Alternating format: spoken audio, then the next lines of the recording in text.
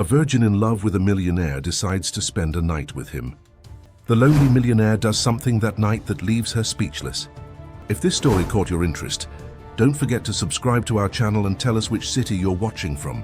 The sun was setting over the vineyards of Napa Valley, painting the sky in shades of amber and violet that Claire Whitmore knew so well. Sitting in her favorite spot, a weathered stone bench at the highest point of the property, she watched the vines stretch as far as the eye could see.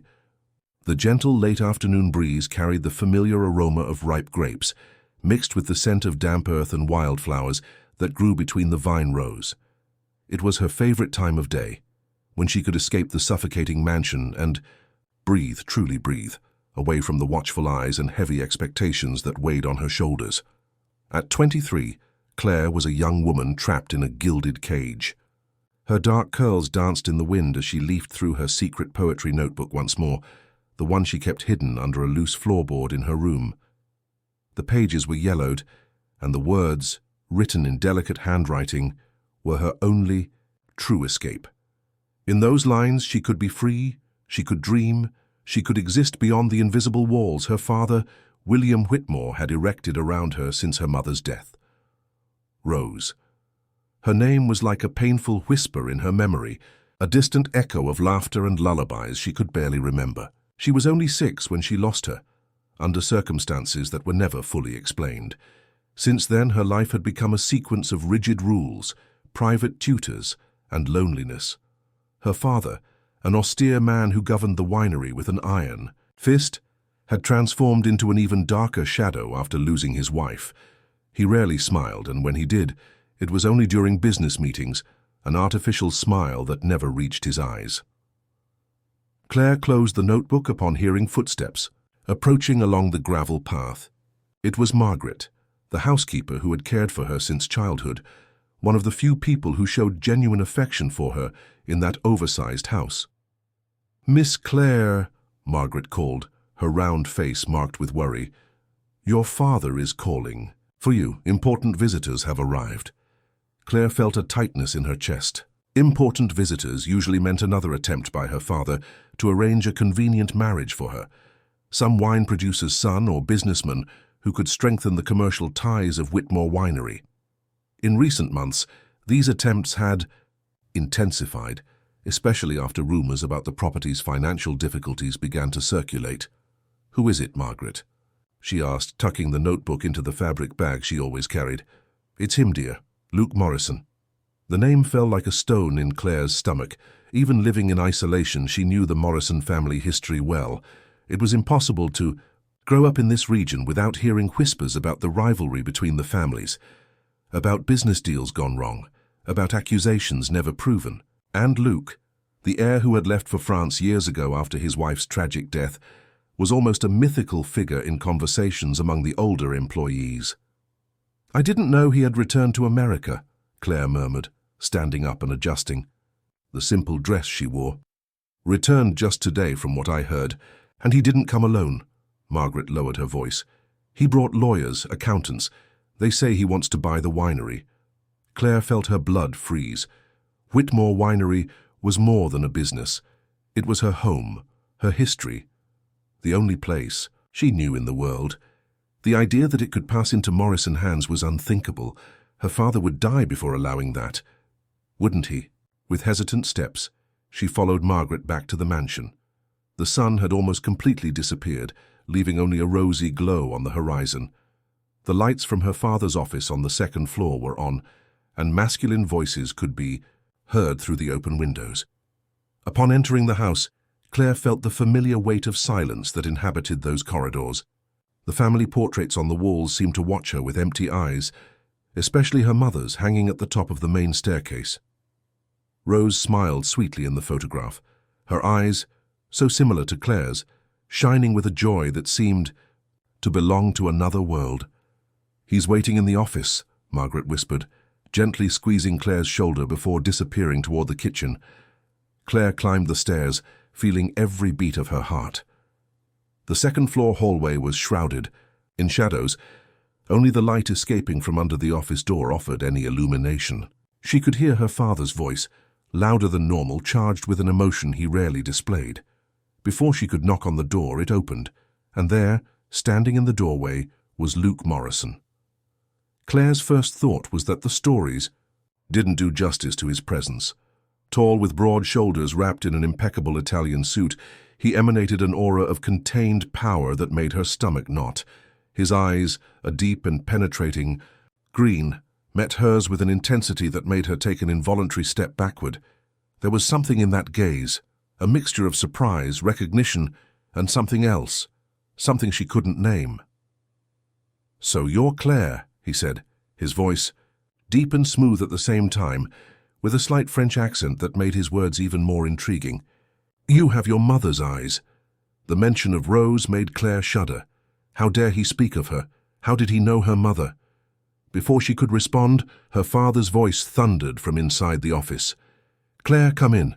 We need to talk." Luke stepped aside, allowing her to pass. As she did, Claire felt the warmth emanating from him, noticed the subtle scent of his cologne mixed with the aroma of leather and wine. It was a brief moment, but enough to leave her disturbed in a way she had never experienced before. The office was, as always, dark, suffocating, with its walls lined with books and the large mahogany desk dominating the environment. Her father stood by the window, his back rigid, his fists clenched. Two men in suits, whom she presumed to be the lawyers Margaret had mentioned, sat in leather armchairs, papers scattered on the coffee table. "Sit down, Claire," William ordered, without turning to look at her. She obeyed, choosing a chair.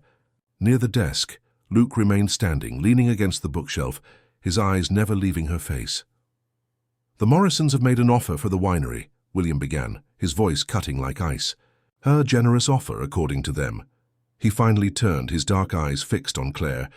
"But you know that will never happen. The Whitmores don't sell their history, do they?" Claire felt the weight of those words, the wounded pride behind them, but she also perceived something more: fear. Her father was afraid. "Mr. Whitmore," Luke's voice sounded calm, professional, "as we've already discussed, the winery's financial situation is unsustainable. The banks won't renew the loans, production is declining, and the debts—" Silence. William slammed his fist on the desk, making papers fly. "I don't need you to tell me about my winery's condition. I've been caring for it since before you were born, Morrison." Claire watched the scene with a mixture of fascination and horror. She had never seen her father lose control this way. "And Luke—" Luke remained impassive, only a tense muscle in his jaw betraying any emotion.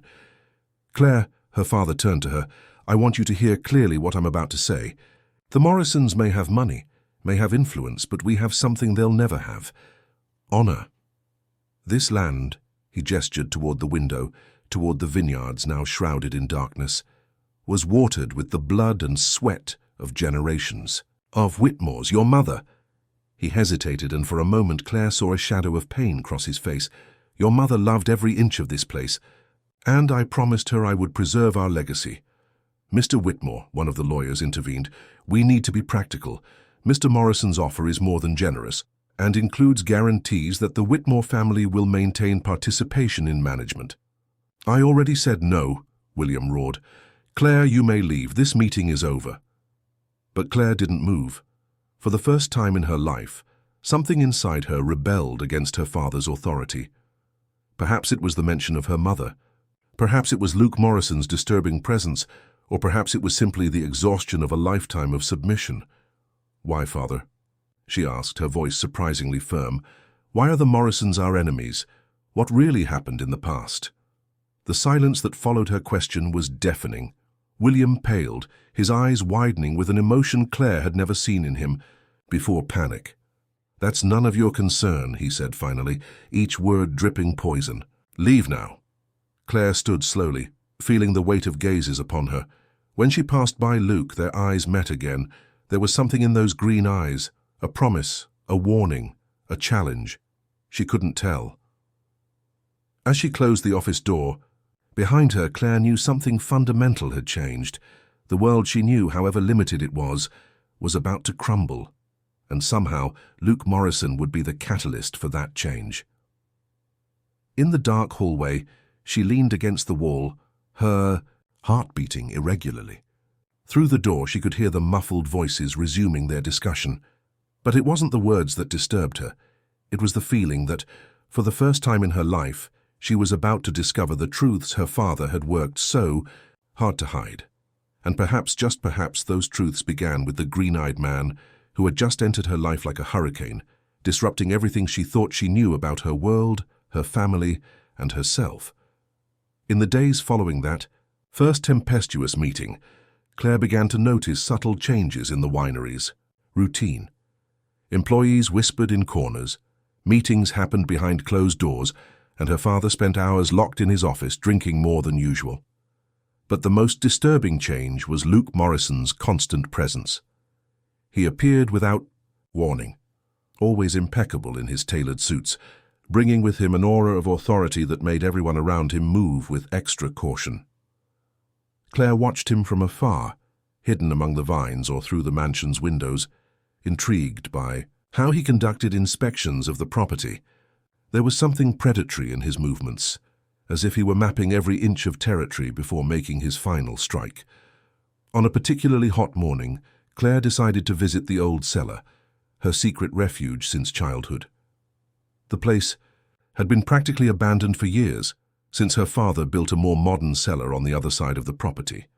The air there was dense, loaded with the aroma of old wood and aged wine. The stone walls kept the environment cool, and the light entering through small windows created dancing patterns on the dusty floor. It was there that she found him. Luke stood among the old barrels, a wine glass in his hand, carefully observing a faded label. He didn't seem surprised by her presence, as if he had expected this encounter. "Cabernet Sauvignon, 1985 vintage," he said without turning, his voice echoing in the empty space. "The last wine your grandfather produced before he died. They say it was his masterpiece." Claire felt a shiver run down her spine. "How do you know that?" He turned then, his green eyes gleaming in the shadows. "There are many things I know about this winery, Claire, about your family. Things your father would prefer remained buried." She took a step forward, ignoring the instinct that told her to keep her distance. "Like what?" Luke took a sip of wine, studying her over the glass. "Like the fact that your mother was planning to run away the night she died." The world seemed to spin beneath Claire's feet. "You're lying." "No, I'm not." He placed the glass on a nearby barrel and approached her. "Rose was an extraordinary woman, intelligent, passionate, full of life, very much like you." "Did you know her?" "I did. I was 19 when she died, too young to fully understand what was happening, but old enough to realize something was wrong." He stopped a few steps from her. "Your father never told you how she died, did he?" Claire shook her head, feeling tears forming in her eyes. "He said it was an accident, that she fell from the stairs of the aging cellar," Luke completed, his voice soft but charged with contained emotion. "Convenient, isn't it? A place where rarely anyone went, especially at night." "Why are you telling me this?" Claire whispered, her voice trembling. "Because you deserve to know the truth, because this story between our families is more complex than a simple commercial rivalry." He raised his hand as if he were going to touch her face, but stopped halfway. "And because when I look at you, I see her. The same strength, the same restlessness, the same desire for freedom." The air between them seemed charged with electricity. Claire could feel the heat emanating from his body, hear his slightly altered breathing, notice how his eyes occasionally dropped to her lips. "My father says you want to destroy our family," she murmured. Luke smiled, a sad smile that didn't reach his eyes. "Your father is a man who lives on lies, Claire. He built an empire on secrets and manipulations. The question is, how much longer will you allow him to control your life?" Before she could answer, footsteps echoed at the cellar entrance. They quickly moved away from each other, like teenagers caught in the act. Margaret appeared in the doorway, her face red from heat and haste. "Miss Claire, your father is looking for you. He's furious." Claire cast one last look at Luke before following Margaret. He remained where he was, a solitary figure among the shadows and wine, carrying secrets that she was beginning to suspect would change her life forever. In the mansion, William waited in the entrance hall, his face contorted with rage. "Where?" "Were you?" "Walking through the vineyards," Claire lied, surprising herself with how easily the words came out. "I don't want you wandering alone around the property while that man is here," her father growled. "I don't trust him. The Morrisons are vipers, always have been." Claire felt a wave of rebellion growing in her chest. Why? What did they do that was so terrible? William grabbed her arm forcefully. "Don't question my decisions, Claire. I'm your father. I know what's best for you. Like you knew what was best for Mom." The words escaped before she could contain them. The slap came quick and strong, catching her by surprise. The sound echoed through the empty hall, followed by deadly silence. "Never again," William hissed, his face inches from hers. "Never again mention your mother that way, understood?" Claire nodded mechanically, feeling her face burn. But something inside her had changed. The fear she had always felt of her father was being replaced by something stronger, anger and determination. That night alone in her room, Claire couldn't sleep. Luke's words echoed in her mind, mixed with fragments of memories of her mother. She vaguely remembered a night, shortly before Rose's death, when she heard her parents arguing. Her mother was crying, saying something about not being able to take it anymore, about telling the truth. At the time, she was too young to understand. Now the pieces were beginning to fit together. She got up from bed and went to the window. The full moon illuminated the vineyards, creating an almost magical scene. Somewhere out there, she knew Luke was also awake. She could feel his presence on the property like a magnetic force, drawing her to something that simultaneously frightened and excited her. A movement among the vines caught her attention. A figure was walking toward the old cellar. Even at a distance, she recognized Luke's elegant gait. Without thinking twice, Claire grabbed a shawl and left her room silently. The house slept. Only the occasional creaking of old wood broke the silence. She went down the stairs, avoiding the steps she knew would make noise, knowledge acquired from years of nighttime escapes, to read her forbidden books in the garden. The night air was perfumed with jasmine and ripe grapes. Claire crossed the garden, barefoot, feeling the damp grass under her feet. Her heart beat strongly in her chest, driven by both the fear of being discovered and the anticipation of what she would find. The cellar door was ajar, a faint lamplight leaking out. Claire hesitated for a moment, aware that she was about to cross a line from which there would be no return, but the desire to know the truth was stronger than fear. When she entered, Luke was with his back to her, leaning over some old papers spread on a barrel. He turned upon hearing her footsteps, and his eyes widened slightly at seeing her in her white nightgown, her hair loose framing her face. "You shouldn't be here," he said, but his voice betrayed contained emotion. "Tell me about my mother," Claire asked, taking another step toward him. "Tell me everything." Luke ran his hand through his hair, a gesture she had already noticed was a sign of his restlessness. "Some truths are dangerous, Claire. More dangerous than living a lie." He studied her for a long moment, as if fighting an internal battle. Finally, he picked up a yellowed envelope from among the papers he was examining. "I found this today, hidden behind one of the oldest barrels. It's a letter from your mother written the night she died." He extended the envelope to her. "I think it's time you knew the true story of the Whitmores and the Morrisons." Claire took the envelope with trembling hands, feeling the weight of the history it carried. The lamplight danced on the cellar walls, creating shadows that seemed to watch them with ancestral interest. Luke remained close, his presence a disturbing mixture of threat and protection. "Are you sure you want to read this now?" he asked softly, his deep voice echoing in the confined space. Claire nodded, unable to form words. Carefully, she opened the envelope and began to read the letter her mother had written so many years ago. "My love," the letter began, Rose's elegant handwriting trembling slightly at the edges, as if it had been written in haste or emotion. "If you are reading this, it means Marcus and I have failed. It means William discovered our plans before we could expose the truth about the family's business." Claire felt her heart tighten. Beside her, Luke had moved closer, his body emanating a warmth she could feel even through layers of clothing. The Whitmores are not what they seem, the letter continued. For generations they've used the winery as a front for something much more obscure. They're not just wine producers, they're smugglers, human traffickers, money launderers, and your father, my dear Claire, is at the center of it all. A sound escaped Claire's throat, something between a sob and a moan. Luke placed a hand on her shoulder, a gesture of comfort she should reject, but couldn't. Marcus Morrison was the first to discover the truth. He found evidence of young women disappearing, all seasonal workers at the wineries. He discovered secret bank accounts, falsified documents, an entire network of criminality disguised under the veneer of family tradition. When he came to me, with his discoveries, I already suspected something. I had seen things, heard conversation, but I never imagined the extent. Claire stopped reading for a moment, her hands shaking so much she could barely hold the paper. How did I get involved in all this? Luke squeezed her shoulder gently. Keep reading. First, I tried to ignore it. I tried to convince myself it was better not to know, better not to get involved. But then I met some of the families of the missing girls.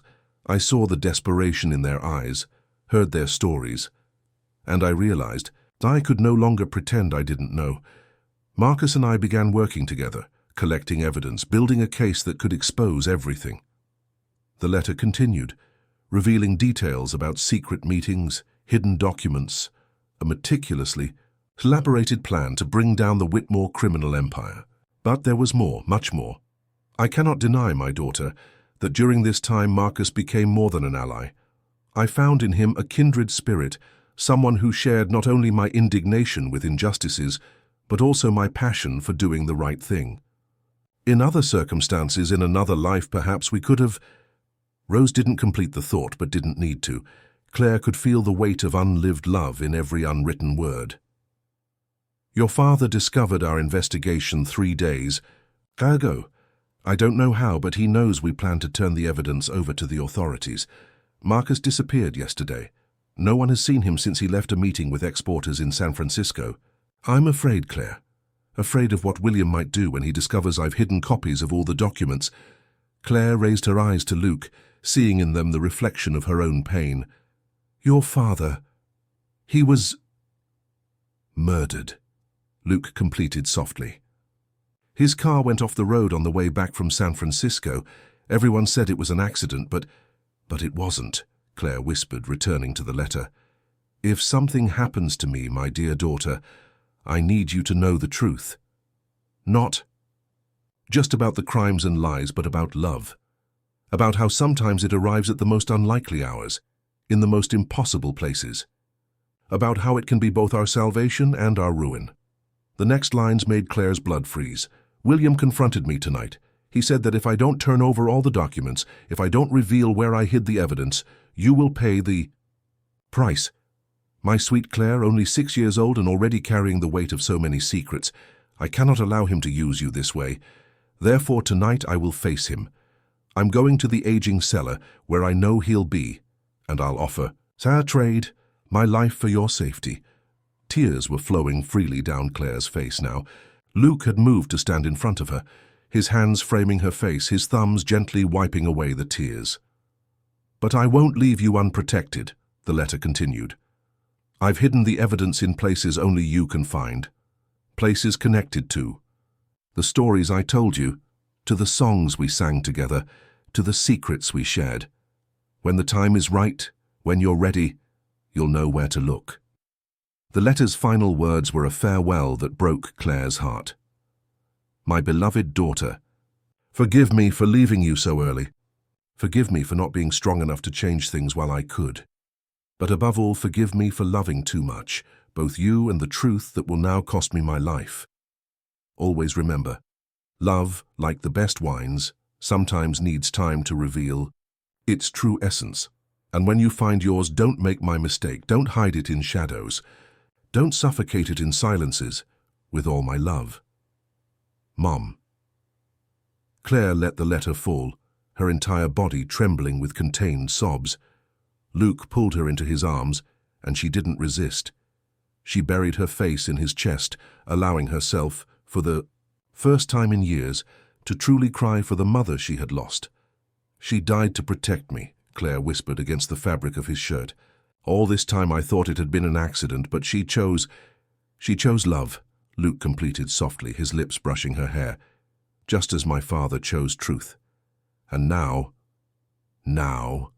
Claire raised her face, meeting the green eyes that seemed to see through her soul. "Now it's our turn to choose," he said. "The question is, what are you willing to risk for the truth, Claire? What are you willing to sacrifice for love?" The answer hung between them, unspoken but felt, like the aroma of wine that permeated the cellar air. And as the first rays of sun began to filter through the cracks in the ancient walls, Claire realized she had already made her choice. The moment she took that letter, the moment she allowed Luke Morrison to get so close, the moment she decided she would no longer live among silences and lies. The truth, as her mother had said, had a price, and she was ready to pay it. The following morning dawned heavy with clouds, as if the sky itself reflected the tension hanging over Whitmore Winery. Claire had barely slept, her mind constantly replaying the previous night's events. The letters, revelations, the kiss with Luke, the fury in her father's eyes. Each memory brought a new wave of conflicting emotions. When she finally decided to leave her room, she found the house in turmoil. Employees ran from one side to the other, whispering among themselves with worried expressions. Margaret intercepted her in the hallway, her round face marked with distress. "Miss Claire, thank goodness." "You're awake! Your father has been furious since last night. He called Dr. Patterson, that old family lawyer, and they've been locked in the office for hours." Claire felt a knot in her stomach. Dr. Patterson was known for solving the Whitmores' most delicate problems, always discreetly and often on the margins of the law. "Do you know what happened, Margaret?" The housekeeper looked around before lowering her voice. "They say they found old documents in the cellar last night, important papers. Your father is furious, threatening to sue the Morrisons for trespassing." Claire kept her expression neutral, even feeling her heart accelerate. Had they discovered her mother's letter? But no, Luke had hidden it in time. And where is Mr. Morrison today?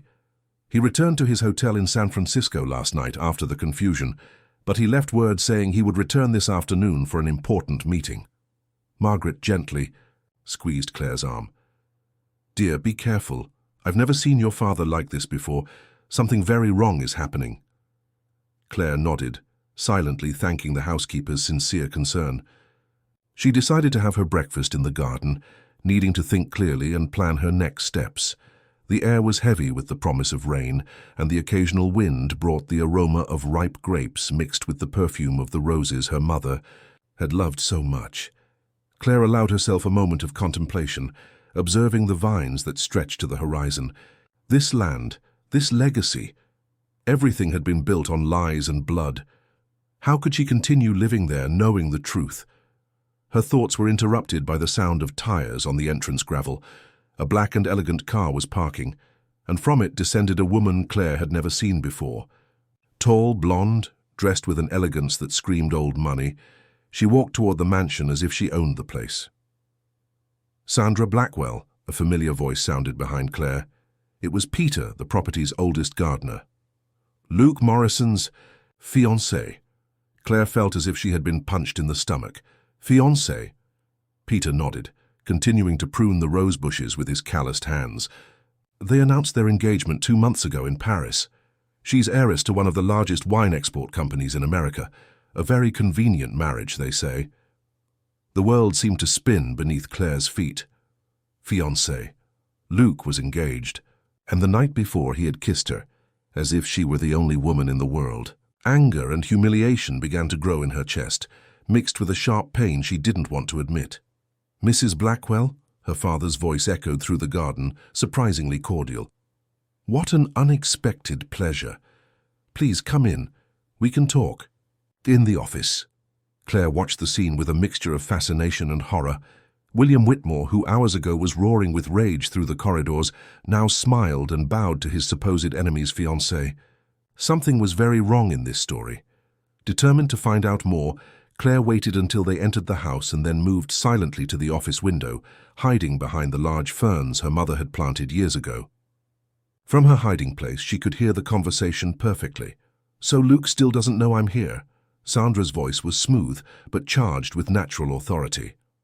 "No, as we agreed," William replied. "But I need to know if you're still willing to follow through with the plan. Things have complicated a bit. Because of your daughter." Sandra's tone was almost amused. "Yes, I've already heard about Luke's sudden interest in her. Predictable, considering the resemblance to Rose. But don't worry, I have everything under control." "I don't want my daughter involved in this," William said brusquely. "She's innocent. She doesn't know anything about how you murdered your wife, about the dirty business you maintain in the winery's basements, about the real reason the Morrisons want this property so much." The silence that followed was deafening. Claire had to cover her mouth with her hand to keep from letting out a sob. "Don't threaten me, Sandra." William's voice was dangerously. "Sonis, I may have a lot to lose, but so do you. Or have you forgotten the little agreement your father made with me 15 years ago?" "Of course I haven't forgotten. That's why I'm here, isn't it? To ensure Luke never discovers the truth about his father's death, that he never knows it was you who ordered the accident that killed him." Claire felt her legs weaken. Marcus Morrison hadn't died in a common accident. He had been murdered. And her own father was responsible. "So we understand each other?" William asked. "You keep Luke busy away from my daughter and the documents he's looking for, and I keep your family secret well guarded." "Perfectly understood. But I suggest you act quickly. Luke is getting too close to the truth. And if he discovers about that night in the aging cellar, about how Rose really died—" "He won't discover it," William interrupted brusquely. "I've already taken care of that. The only documents that could prove anything were destroyed years ago. And as for Claire, well, I already have plans for her too." "What kind of plans?" "Count Rothschild is looking for a young wife. He offered a very generous price for her hand. As soon as this business with the Morrisons is resolved, Claire will be sent to his mansion in Chicago, far enough away to cause any problems." Claire couldn't hear anymore. Her stomach churned with nausea, and her head spun with all the revelations. She moved away from the window as silently as possible and ran toward the vineyards, not caring about the rain that was beginning to fall. Her world was crumbling around her. Her father wasn't just a controlling man. He was a murderer. He had killed her mother, had killed Luke's father, and now planned to sell her like merchandise. And Luke was engaged. He had lied to her, used her in his revenge game. The day. Rain now fell heavily, soaking her dress and mixing with the tears running down her face. Claire ran until she could no more, until her lungs burned and her legs trembled. When she finally stopped, she was at the old cellar, the place where, the night before, she had tasted love and freedom for the first time. Now, everything seemed like a cruel joke of fate. But while she stood there, trembling with cold and rage, something inside her changed. A fierce determination began to grow in her chest. She would no longer be the helpless victim in this story. She wouldn't allow her father to sell her like property. She wouldn't let Luke Morrison play with her feelings. It was time for Claire Whitmore to take control of her own destiny, and her revenge would be as sweet as the best wine from her land. The rain continued falling mercilessly when Claire heard footsteps approaching the cellar. Her entire body tensed, preparing to confront whoever it was. Her father, Luke, or even Sandra. But the figure that appeared in the doorway was Peter, the old gardener, carrying a lantern and a yellowed envelope. "I knew I'd find you here, Miss Claire," he said softly, closing the door behind him. "Your mother also came here when she needed to think." Claire wiped the tears with the back of her hand. How do I know so much about your mother?" Peter smiled sadly. "Because I was here that night, the night Rose died." The world seemed to stop for a moment. Claire felt her heart skip a beat as she observed the man she had known all her life, realizing for the first time that he could be the key to all the answers she sought. "Why did you never tell me?" she whispered. Peter approached slowly, the lantern light dancing on the stone walls. "Because I made a promise to your mother. She made me swear I would only tell the truth when you were ready to hear it. And after seeing you with Luke Morrison, after realizing you're following the same steps as her, well, I think the time has come." He extended the envelope to Claire. Inside were old photographs and a small leather-bound diary. Rose entrusted this to me the afternoon before she died. She said it was her life insurance. Peter sat on a nearby barrel, his voice heavy with painful memories. Your mother wasn't just the submissive wife your father made her appear to be. She was investigating, documenting all the Whitmore's illegal business, and she wasn't alone. Claire leafed through the diary pages with trembling hands, recognizing her mother's elegant handwriting. Marcus Morrison was helping her. Yes, and not just him.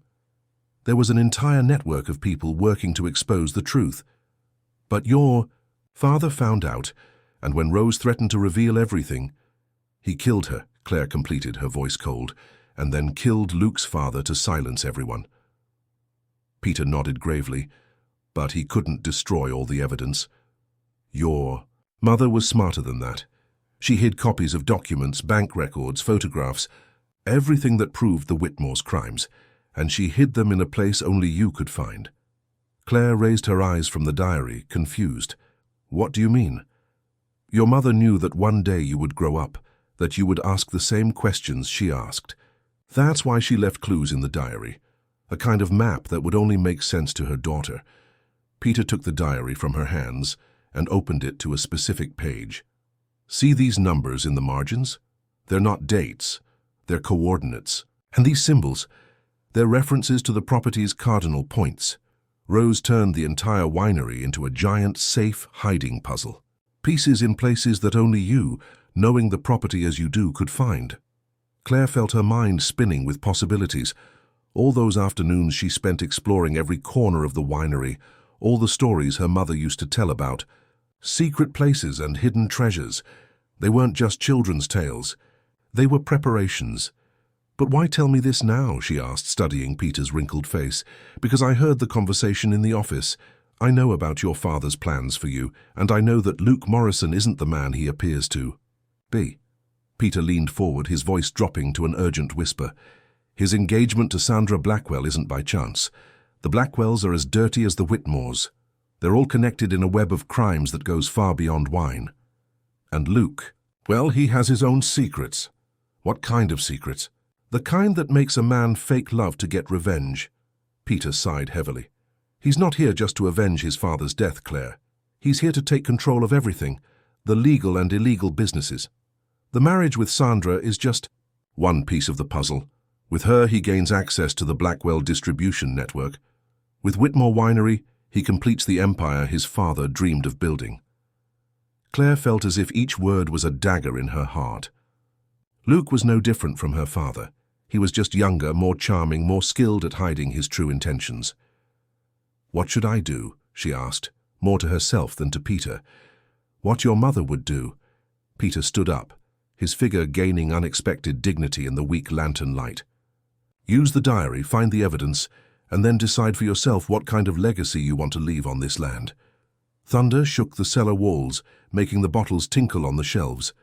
Claire pressed the diary against her chest, feeling the weight of her family's history, her mother's sacrifice, the lies and betrayals that had shaped her life. How much time do I have? 3 days at most. Your father intends to finalize the deal with Count Rothschild over the weekend. Peter walked to the door, stopping for a moment. And Claire, be careful. You're not the only one looking for those proofs. Luke is also after them. And he won't hesitate to use your feelings against you, just as your father didn't hesitate with your mother. After Peter left, Claire remained in the cellar for a long time, leafing through the diary by lantern light. Her mother's words gained new meaning now, each entry revealing more layers of a conspiracy that extended for decades. The rain outside had turned into a storm, but Claire barely noticed. Her mind was focused on deciphering the clues left by Rose, on understanding the map her mother had created especially for her, and as she read, a plan began to form in her mind. If Luke Morrison wanted to play, she would play too, but this time, the rules would be hers. Dawn came silently over Whitmore Winery, bringing with it a dense fog that covered the vine fields like a ghostly mantle. Claire hadn't slept. She had spent the entire night hunched over her mother's diary, deciphering codes, connecting clues, mapping each location mentioned in Rose's enigmatic annotations. The first ray of sun hadn't yet appeared when she began her search. Dressed in dark and practical clothes, carrying a backpack with essentials, Claire moved like a shadow through the property grounds. The diary indicated that the first set of documents was hidden in the most obvious place, and therefore the least suspicious, the old playroom in the mansion's attic.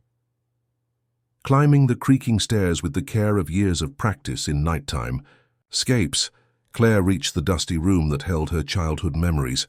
There, among old dolls and forgotten books, her mother had created an ingenious hiding place, a false bottom in the old Victorian dollhouse that Rose had brought from her own childhood.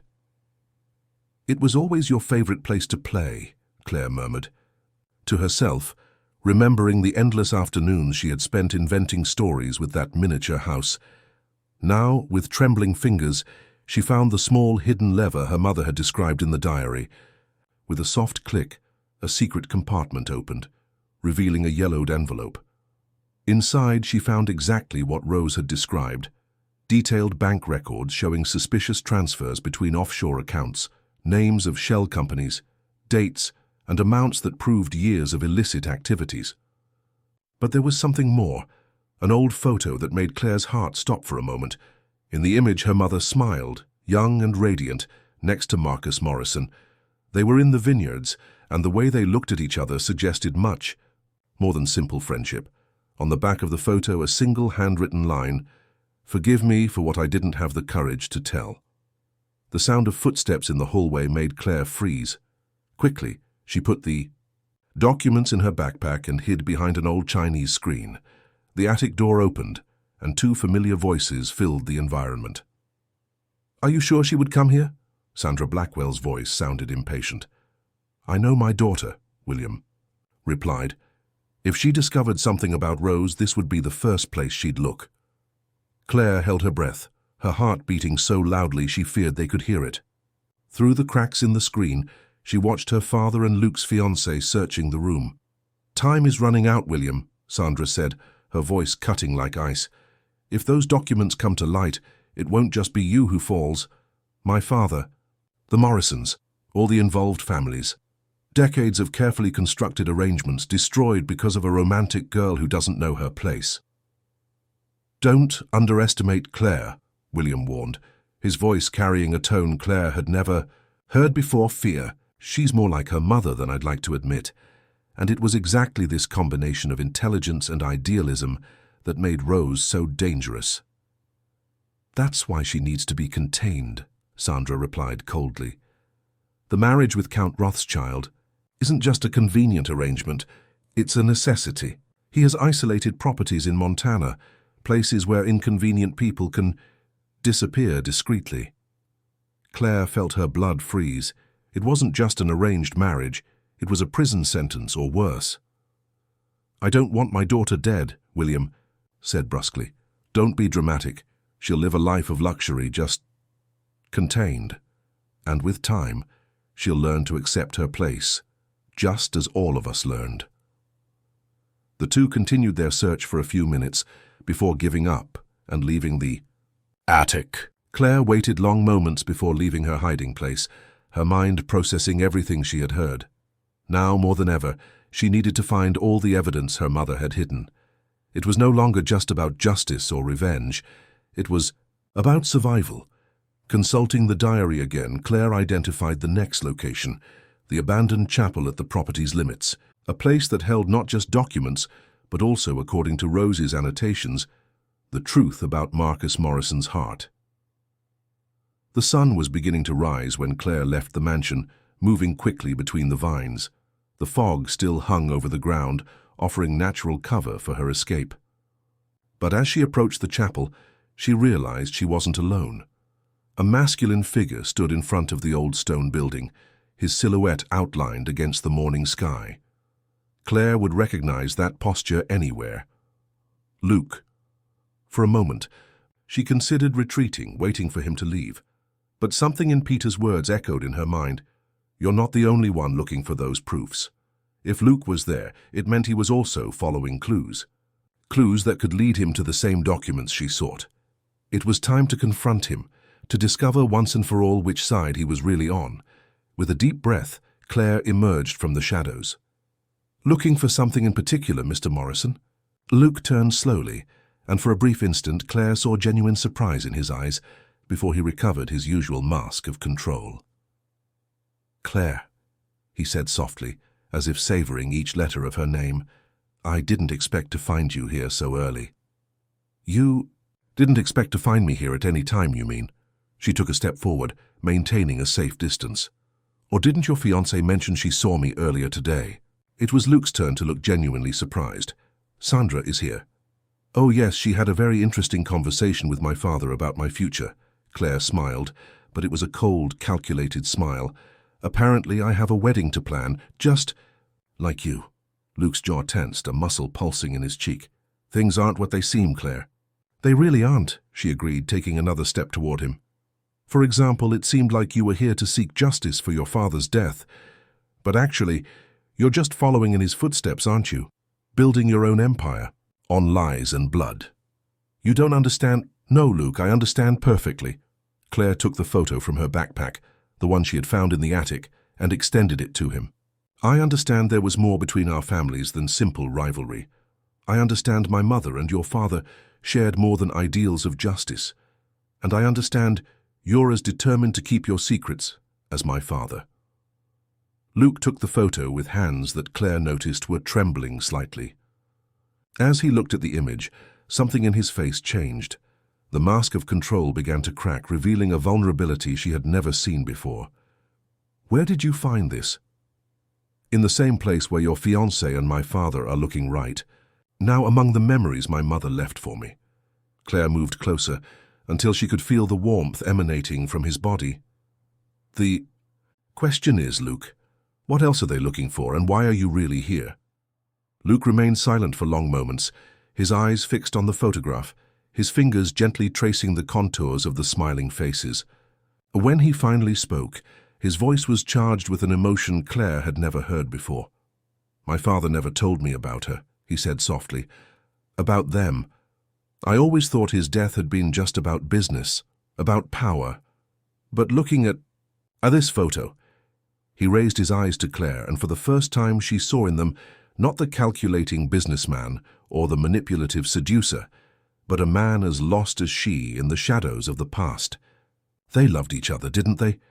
Claire felt her resolve waver before the raw vulnerability in his voice. "From what I discovered in my mother's diary, yes, but it was more than that. They were trying to do the right thing, expose all the corruption, clean the family's names, and they died for it." Luke ran his hand through his hair, a gesture of frustration Claire already knew well. "But you're wrong about one thing, Claire. I'm not here to build an empire. I'm here to destroy one." "And your engagement to Sandra?" "The deals with the Blackwells?" "A facade. I needed access to their records, to the evidence that links all the families to money laundering schemes." He took a step toward her, his intense and sincere green eyes. "Sandra isn't really my fiancée. It's a strategic alliance, nothing more." Claire wanted to believe him. Her heart begged to trust those eyes, that voice that made her entire body vibrate. But Peter's words echoed in her mind.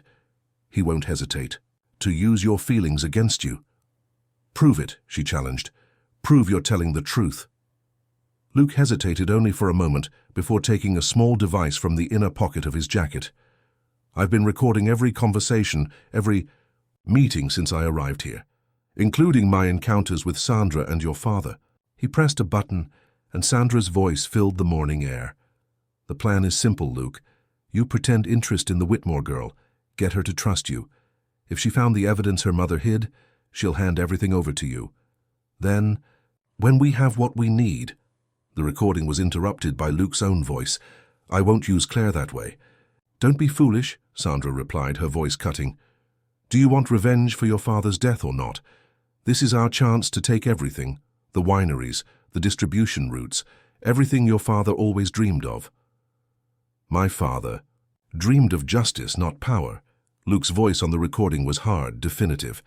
"And I won't betray the daughter of the woman who died trying to help him realize that dream." Claire felt tears forming in her eyes as the recording continued, revealing more details of Sandra's plan and Luke's constant refusal to participate in it. "Why didn't you show me this before?" she asked, when he finally turned off the device. "Because I needed to be sure I could trust you, too. Luke put the device away and took another object from his pocket, an old ornate key. And because I needed to find this first. Claire immediately recognized the key from her mother's diary descriptions. It was the key to the secret safe in the chapel, where Rose had hidden the most important evidence. How did you... My father. Left clues too. In letters, in old documents. I spent years putting the pieces together, following the trail he and your mother left. Luke extended the key to her. But you're the only one who can open the safe. Rose made sure of that. Claire took the key, feeling its significant weight in her hand. What do you mean? The safe's mechanism. It responds to DNA.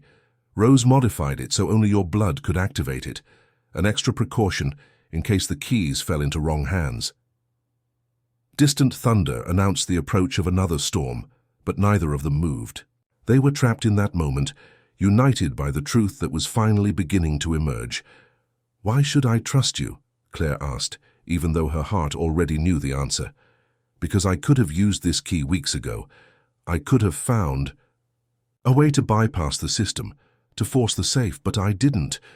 Luke moved closer until Claire could feel his breath on her face. Because when I saw you for the first time, I recognized in your eyes the same light I see in this photo, the same strength my father must have seen in Rose, and I realized I couldn't repeat the mistakes of the past. Claire raised her hand, gently touching his face. What mistakes? Letting fear and secrecy destroy something precious. My father never had the chance to fight for Rose's love openly. They hid their feelings, planned everything in the shadows, and in the end, he closed his eyes, leaning into her touch. In the end, silence killed them as much as bullets and falls. Lightning illuminated the chapel's interior, through the broken, stained glass, followed by the sound of tires on the nearby road's gravel. Someone was approaching.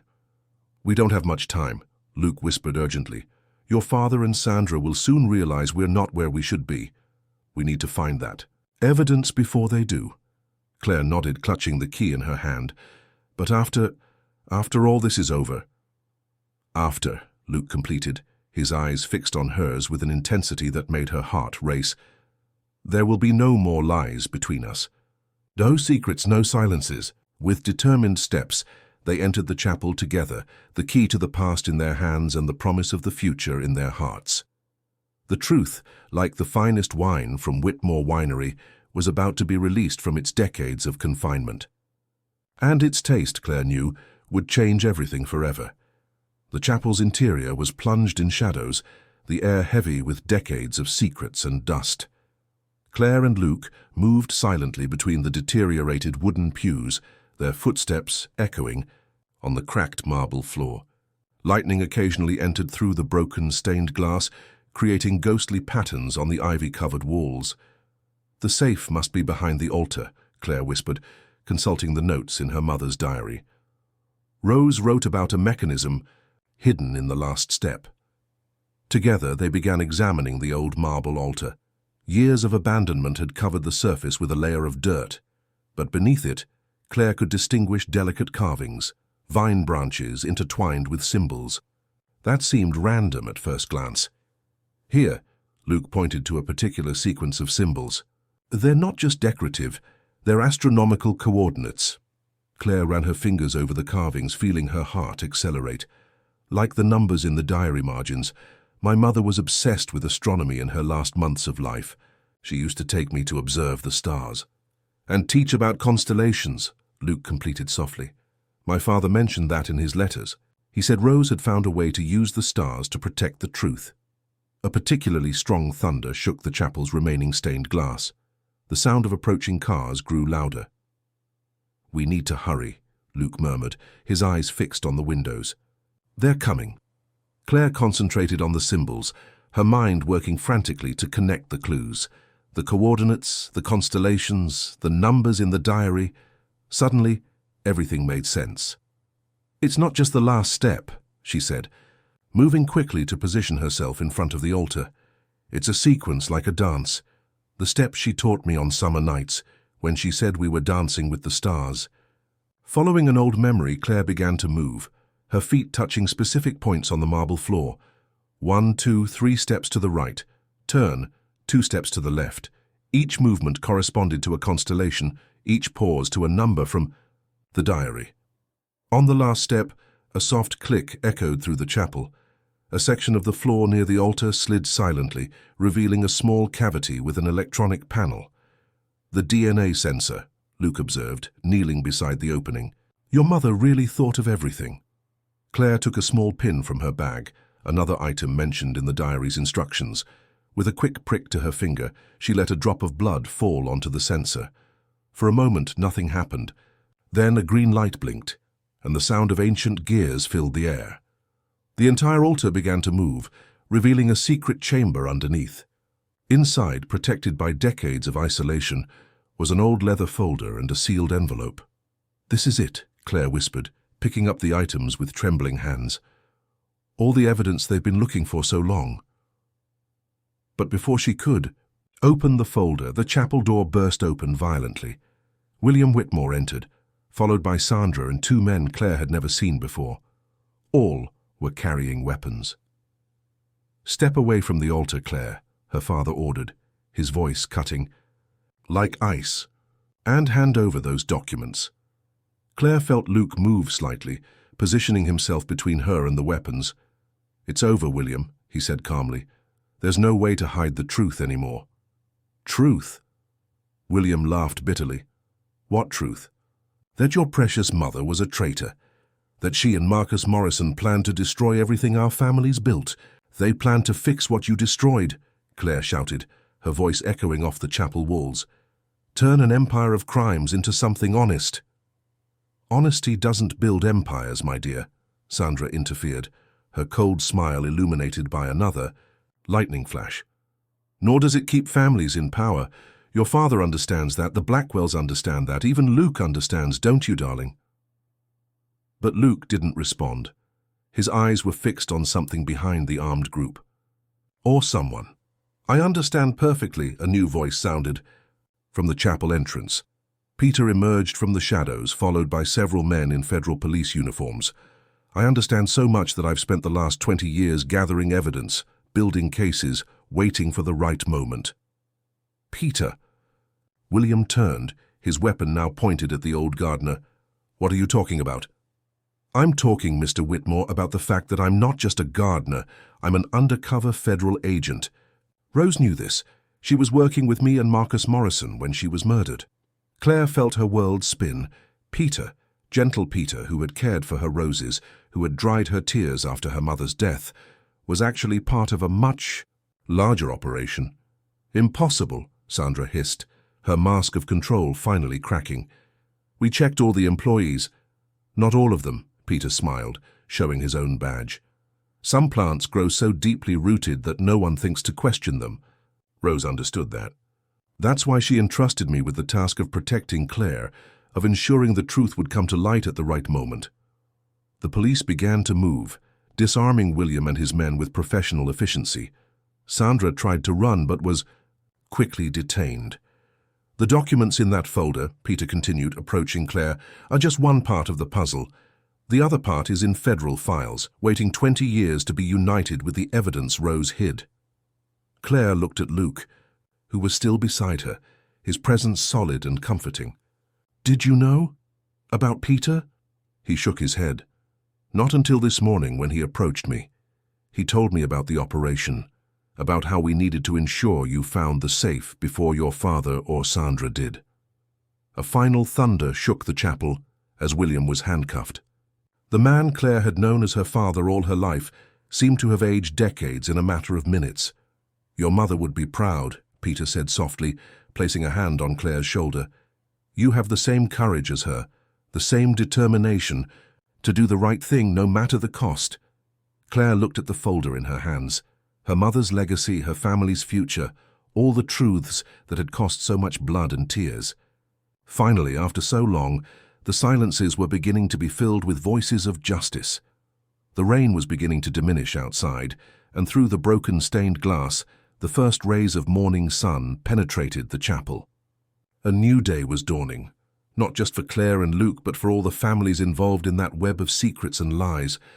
It was time to begin rebuilding, no longer on foundations of crimes and silences, but on the truth that Rose and Marcus had given their lives to protect.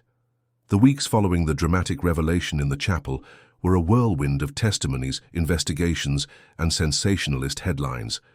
The empire built on lies began to crumble, and with it, decades of power and influence from some of the most traditional families in the American wine industry. Claire watched it all with a mixture of sadness and relief, temporarily installed in a small country house on the outskirts of Napa Valley, protected by federal agents. The nights were long, filled with reading the documents found in the safe, each page revealing more details about the extraordinary woman her mother had been.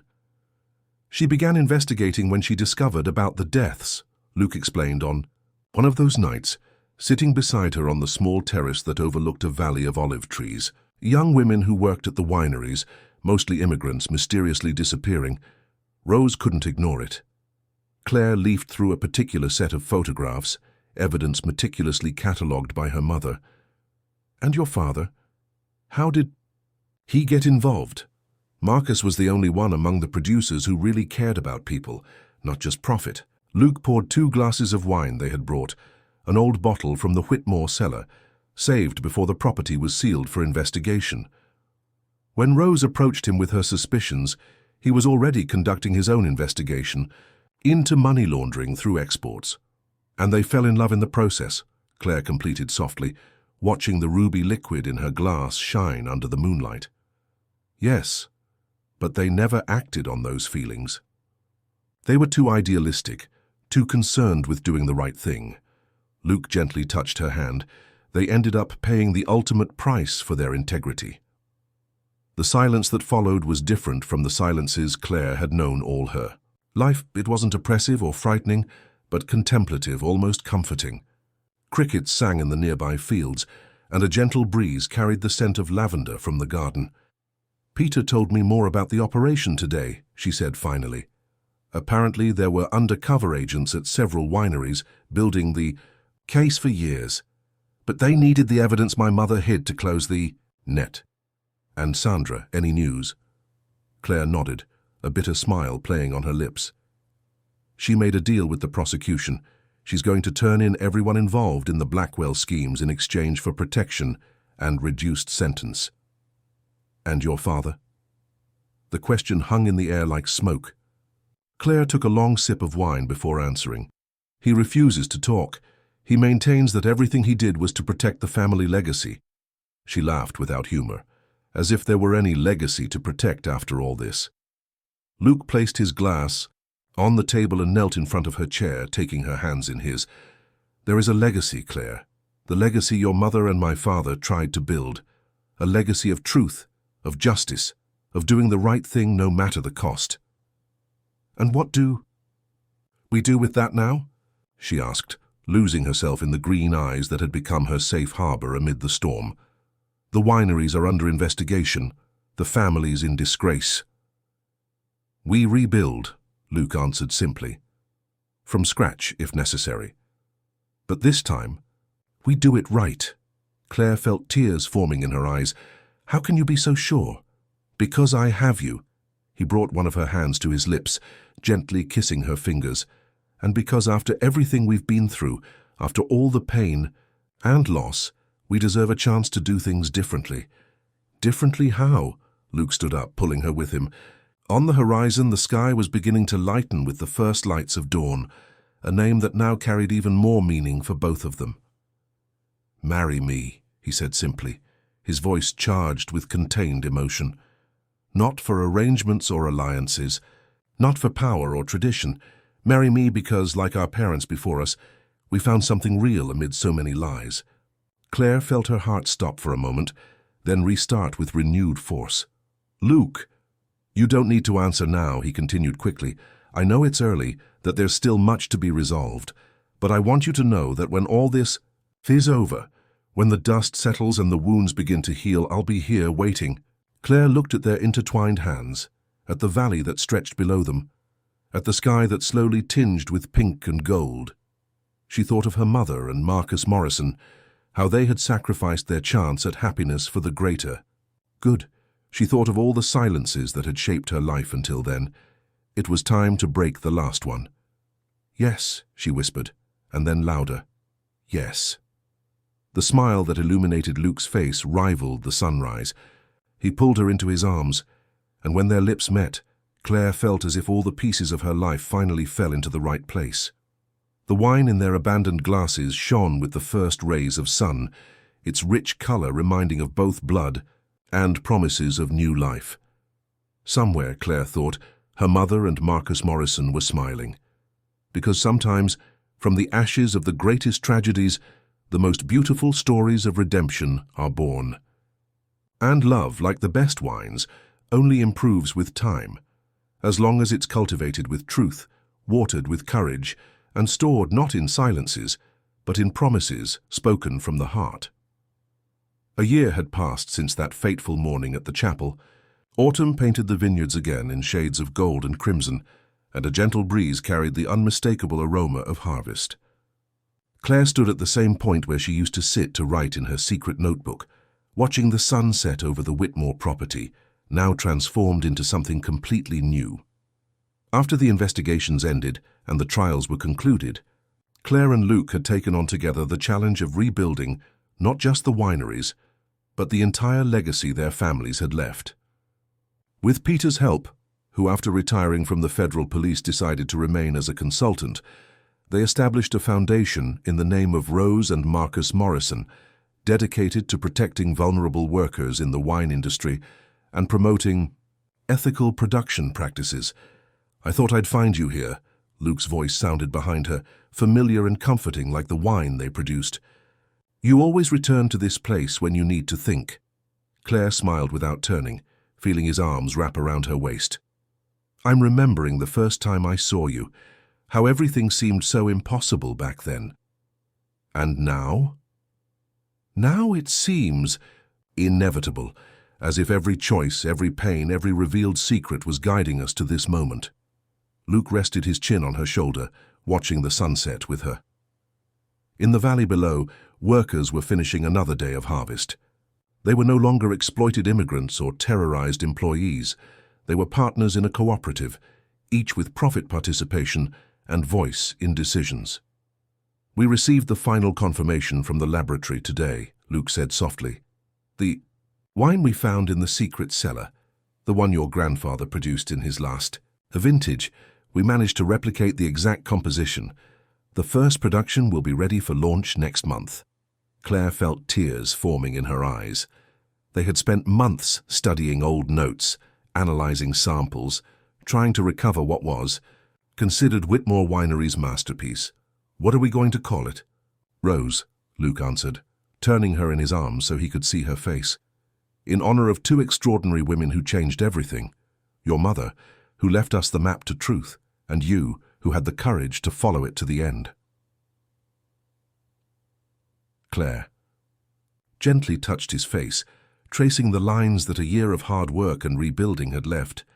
They were no longer the same people who had met that first night in the office.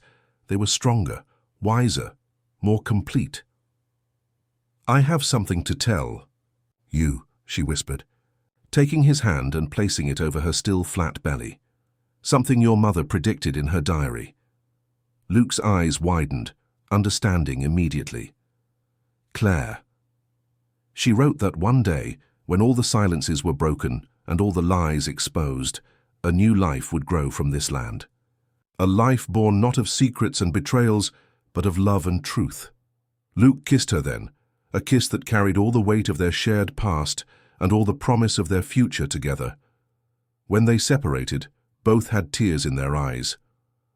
"I'll tell you something I never told anyone," he said, his voice hoarse with emotion. "The night before he died, my father called me to his hospital room. He was delirious with fever, but his last words were clear. 'Look for her daughter, Luke. In Rose's daughter you'll find your redemption.'" Claire felt a shiver run down her spine. "He knew?" "I think he and your mother always knew that one day we would find each other, that one day all the love they couldn't live would find a way through us." The sun had completely disappeared now, leaving only a rosy glow on the horizon. The first stars were beginning to appear, the same stars Rose had used to protect her secrets, which now shone over a renewed legacy. In the renovated mansion behind them, lights were beginning to turn on. Soon guests would start arriving for the celebration dinner. Peter, the cooperative members, the new partners who believed in their vision of a more ethical and transparent wine industry. "Ready to go in?" Luke asked, intertwining his fingers with hers. Claire looked one last time at the vineyards that had witnessed so much love and so much pain.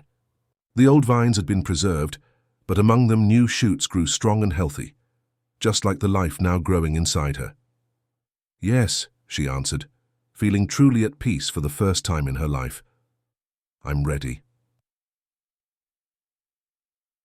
Together, they walked back to the house that was no longer a prison of secrets, but a home built on foundations of truth and love.